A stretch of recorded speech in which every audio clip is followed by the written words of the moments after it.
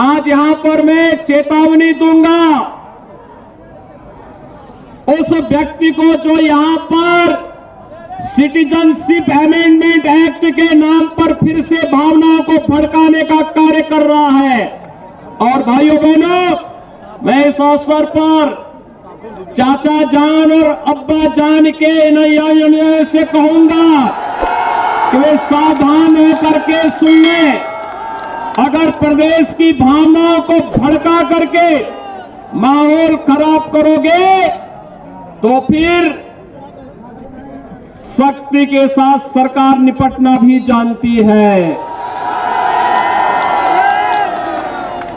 आज प्रदेश में दंगा नहीं, हर व्यक्ति जानता है कि ओवैसी समाजवादी पार्टी के एजेंट बनकर के प्रदेश में भावनाओं को भड़काने का कार्य कर रहे हैं। लेकिन उत्तर प्रदेश आज इस दिशा में आगे बढ़ चुका है। अब दंगा नहीं, दंगा मुक्त प्रदेश के रूप में उत्तर प्रदेश की पहचान है।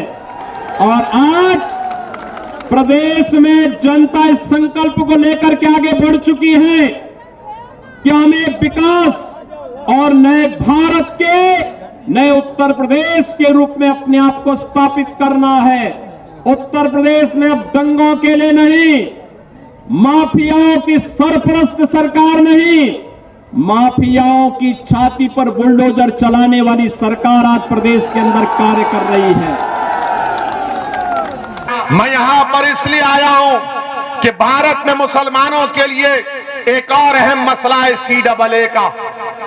CAA का कानून मुसलमानों के लिए जिंदगी और मौत का कानून है। ये याद रखो मेरी इस बात को।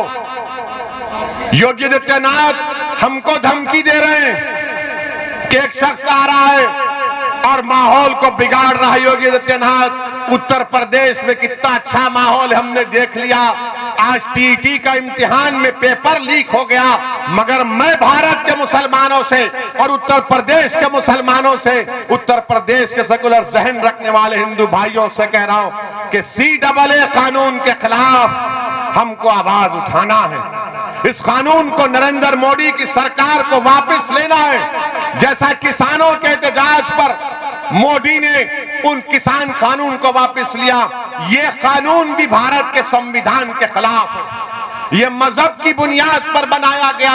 मगर जब मैं इस बात का मुतालबा करता हूं, पूरी पार्लियामेंट में एक तरफ असदुद्दीन ओवैसी भारत के मुसलमानों की आवाज बनकर उनका नुमाइंदा बनने की कोशिश करते हुए, मैं और इम्तियाज जलील ने इस कानून को बीजेपी के 300 एमपियों के सामने कहा कि जिस तरह गांधी ने उस वक्त के अफ्रीका में सफेद फाम हुकूमत के गलत कानून को फाड़ दिया था, ओवैसी भी इस कानून को फाड़ता है, इस कानून को रिजेक्ट करते हैं।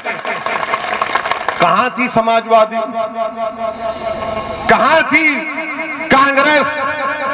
जब हमारा कानून हमारे खिलाफ बनता है तो खाली जुमले बोलकर बैठ जाते हैं। हम नरेंद्र मोदी सरकार से इस बात का मुतालबा करते हैं कि जिस तरह किसानों के कानून को वापस लिया गया, CAA, NRC, NPR को भी बंद होना चाहिए। अगर याद रखो मेरी इस बात को, अगर CAA, NPR, NRC होगा तो जिस तरह आसाम में 1.5 लाख मुसलमानों को अपनी शहरियत साबित करने के लिए कोर्ट को फॉरेनर्स ट्रिब्यूनल को जाना पड़ेगा, कहीं ऐसा ना हो जाए। इसलिए मैं आपसे अपील कर रहा हूं कि इस बात पर भी गौर करिए, मुत्तहिद रहिए, अपने वोट का इस्तेमाल करिए और उत्तरला के आने वाले इंतखाबात में मंजलिस की उम्मीद करिए।